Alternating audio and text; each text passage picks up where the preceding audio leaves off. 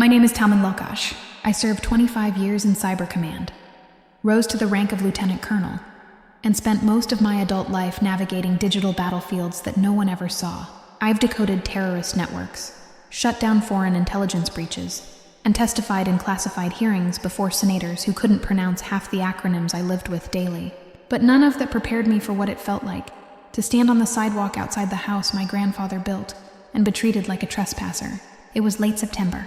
I had just stepped out of a cab, my discharge papers still warm in my bag, the weight of silence pressing against my chest. The porch light flickered above me, the kind of faint glow that used to mean welcome. Now it felt like surveillance. My sister Delilah answered the intercom. She didn't say hello. She didn't ask if I was okay. She just looked down from the top of the stairs and said flatly, "I'm calling the police." At first, I thought it was some kind of joke. Then I saw the way her hand hovered over her phone, already dialing. "You can't just show up here," she snapped. "This isn't your home anymore, Tamsin. You left. You disappeared." "I just came back from service," I said, my voice caught on the last word, brittle as dry leaves. "I thought maybe I could see Mom." "She doesn't want to see you," Delilah replied, her expression hard as stone. "Neither does Dad." Then she said something that hit me harder than any battlefield blast. "You're not in the will. You're not even on the deed." 10 minutes later, a police cruiser pulled up. One officer was young, the other older military buzz cut. A slight hesitation in his step as he looked at me in uniform. Recognition flickered in his eyes. "Lieutenant Colonel Lokash," hesked. I nodded, but it didn't matter. "This property belongs to Delilah Thatcher and Richard Lokash," the younger officer said. "There's no record of you having legal access." I stepped back as the gate closed again, and in that moment, I realized something far colder than war had just begun. I wasn't fighting enemies this time. I was fighting blood, and I would not lose. I didn't drive away that night. I parked 2 blocks down and sat in the dark with my coat zipped to my chin, the streetlights pulling faint halos onto the pavement. The house, my grandfather's house, still loomed at the end of the lane, its windows glowing soft amber like nothing had changed. But everything had. The front lawn, once dotted with Grandma's hydrangeas, now held a single sign stuck crooked in the ground. "For sale, private listing." I stared at it until the words blurred. I hadn't cried in years, not when I deployed, not when we lost soldiers in Bahrain, not even when I came home to an empty apartment and a military pension that felt more like a tombstone than a thank you. But that night something cracked. The place that was supposed to anchor me where I'd climbed trees, memorized Morse code with Grandpa, and slept under a ceiling of glow-in-the-dark stars was now being scrubbed of my existence. And no one inside seemed to care. I stayed in the car until morning. My uniform, still neatly pressed from the discharge ceremony, had creases that dug into my skin like insults. I watched lights flicker on inside the house around dawn. A figure moved in the living room. I knew the posture before I saw the face-me father, still thin, still upright like he ran boardrooms in his sleep, and never once looked toward the street. I pulled out my phone. I wasn't sure what I expected. A message from Mom, maybe a breadcrumb of acknowledgement, but there was only one unread text. "No name, just return to base. There's nothing here for you." I let the phone fall into the cup holder and stared at the dashboard until the sun edged above the rooftops. I wasn't going back to base. I wasn't built for surrender. At 9:00 a.m., I walked into a small cafe just off Jefferson Street. Ruth Clay was already there, sitting in the back corner in a black blazer that made her look like she'dn't aged a day since undergrad. We'd shared a dorm once, a short-lived friendship interrupted by duty and time zones. But when she looked up and saw me, something in her expression cracked open recognition, maybe regret. She didn't ask how I'd been, just turned her tablet toward me. "Thought you might want to see this," she said. On the screen was a real estate listing, 1450 Windmere Lane, my grandfather's address, listed under Ravencrest Holdings, LLC. "I didn't sign anything," I said. She nodded. "That's what I figured."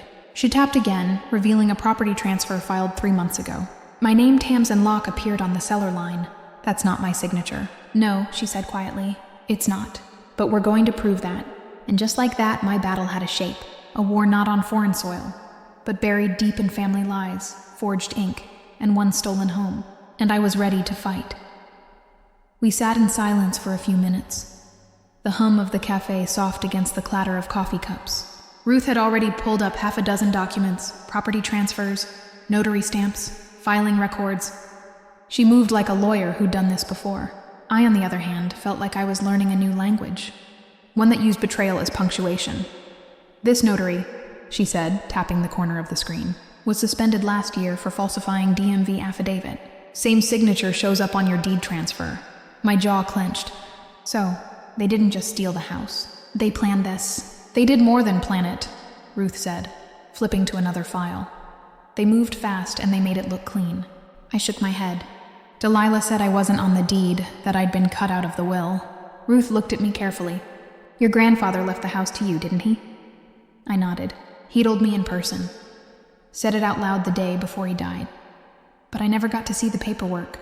She reached into her briefcase and pulled out a printed county registry record. They filed a new will a month later. That one leaves everything to your father and Delilah. My stomach turned. They forged the will, could be, or coerced it. Either way, it's not consistent with the version I remember from years ago. We'll need to find an original. I kept copies, he muttered. Digital backups, maybe even his old video journal. Ruth's eyes lit up. If we find even one inconsistency, timestamps, handwriting, witness credential cites enough to open a civil claim. I leaned back in my chair. They told me to my face that I didn't matter, that the house wasn't mine. And now, if in doubt, they buried a trail of fake documents under a shell company. Ravencrest is the buffer, Ruth said. Brian Calloway's name shows up on Associated Logistics filings. My hands stiffened. Delilah's husband. Yep. Works in supply chain, right? International freight, always traveling. Never clear about where. Ruth opened her legal pad and began jotting notes. I'll file an injunction to freeze the title. We'll subpoena the notary, pull all land records for Windmere Lane, and start tracing Ravencrest's ownership tree. It was methodical. Ruth moved with the precision of someone who didn't flinch at power plays. And yet, I couldn't help feeling like a child again, locked out of her own house, watching the adults steal Christmas. They think I won't fight back, I said. They don't know you, Ruth replied. That night, I drove past the house again. The porch light was off. The hydrangeas were gone.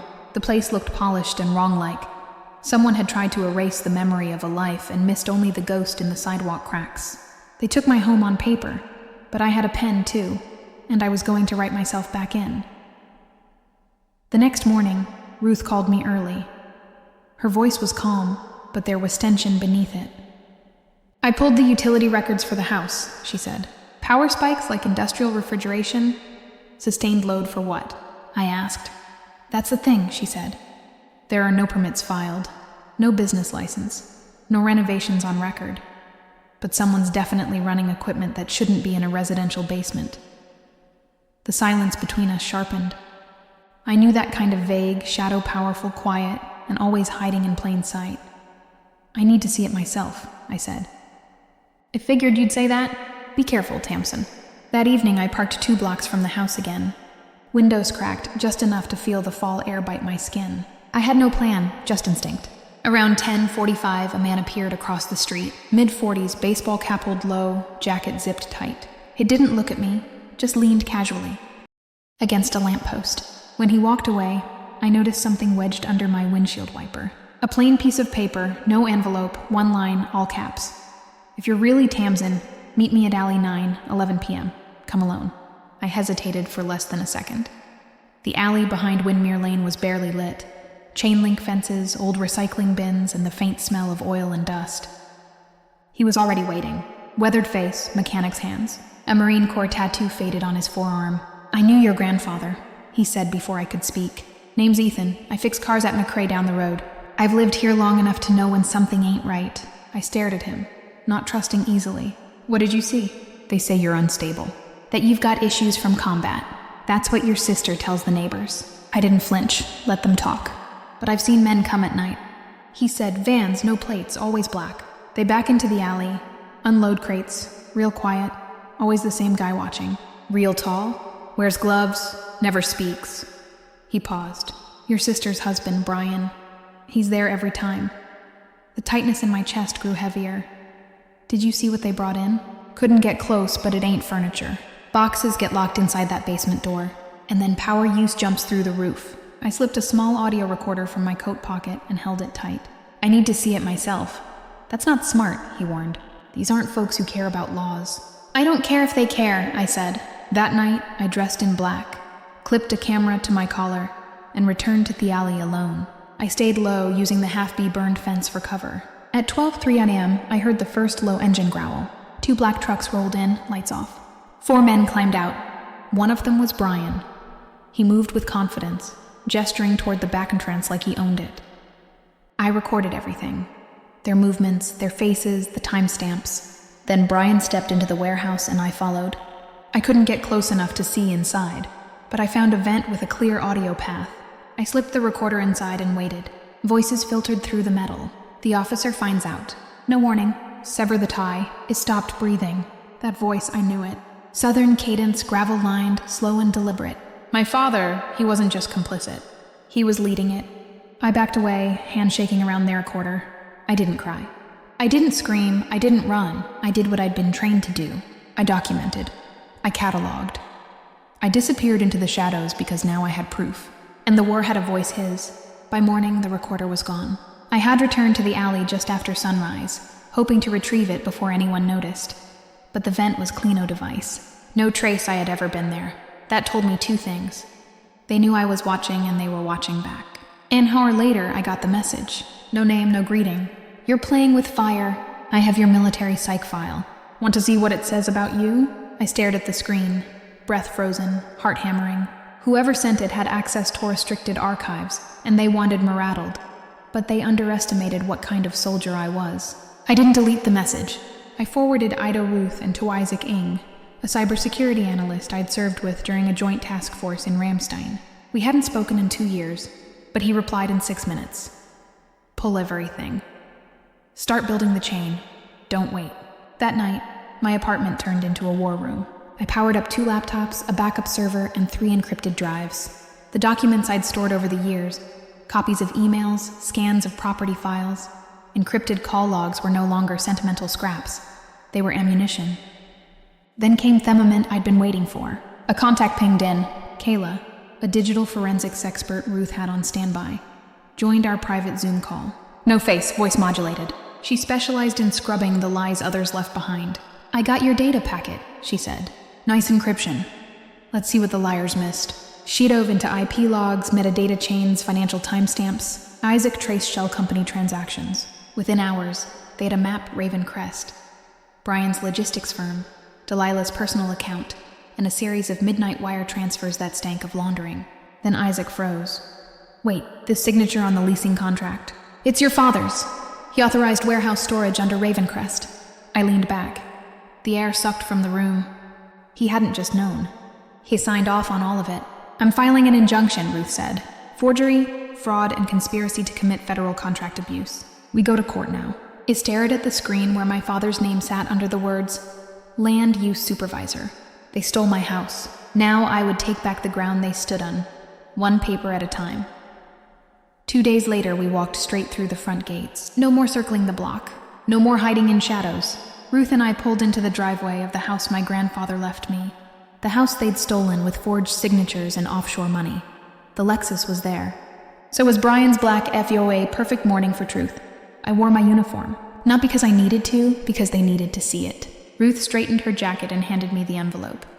You ready? I've been ready since the day they called me a stranger. I rang the doorbell. Delilah answered, face freshly painted, a performance smile already in place until she saw me. Her lips twitched. Then she saw Ruth and the envelope. The color drained from her face. We're here to serve you with a court injunction, Ruth said calmly, placing the documents into Delilah's hand. Effective immediately. All property transfers, leases, and financial movements tied to this address are frozen. The county land office is aware. Delilah stared at the envelope like it might bite her. You can't do this. Brian stepped into the hallway. His tone was slow, oily. You really want to go down this road, Tamsin? I met his eyes. I was trained to walk roads like this. I know how to navigate darkness, he smirked. You don't know who you're fighting. I do, I said. A logistics fraudster. A forged deed accomplice. And a coward who used my name to win federal contracts. His jaw tightened. You're unstable. I've been evaluated. You'll see the results entered into evidence. Ruth stepped in. And if you speak another word of intimidation, we'll file for witness harassment. Delilah clutched the envelope like a drowning woman clinging to plastic. This is our house. No, I said it was mine before your wrote history. We turned and walked back to the car. The door slammed behind us hard and hollow. In the passenger seat, Ruth exhaled. They'll hit back. I looked straight ahead. They already did. Now it's our turn. Because this wasn't about revenge anymore. It was about reclamation of land, of truth, of a name they tried to erase. The courtroom was quiet. No drama, no shouting, just the steady pulse of federal process. I sat behind the witness table in uniform, back straight, ribbons sharp, eyes calm. When the prosecutor asked me to explain what happened, I didn't waver. They forged my signature on a deed transferring my grandfather's house. I say it. They created false financial trails, funneled government funds through shell accounts, and used my military clearance codes to access contracts they were never qualified to touch. Delilah stared at her hands. Brian kept whispering to his attorney. My father, Richard, stared past me like if he didn't look directly at me, none of this would stick. But it did. The judge reviewed each piece of evidence, the signature inconsistencies, the eye plogs, the wire transfers, the notary suspension, the recorded Amy father's voice, gravel-lined and unmistakable. If the officer finds out, sever the tie. Then came the question that mattered. In your opinion, Colonel Lockhart, the prosecutor asked, was this a deliberate conspiracy? Yes, I said. They didn't just try to erase my name. They used it and they built an empire on silence. The court ruled Delilah 6 years. Brianite Richard Lockhart in years. No parole, no reaction, no shouting, just a pause. And then the sound of futures collapsing underweight. They thought no one would ever lift. Outside, reporters waited. I didn't speak to them, but I saw them, the veterans. Some in faded jackets, some leaning on canes, some nodding quietly as I passed. One reached out, his hand steady. Colonel Locke, he said. You reminded them we still stand. He nodded. We don't stay erased. Weeks later, I visited the Defense Service Library. It smelled of polished stone and quiet memory. On the wall of honor carved into black granite was my name. Colonel Tamsin Locke, Cyber Command 199982023.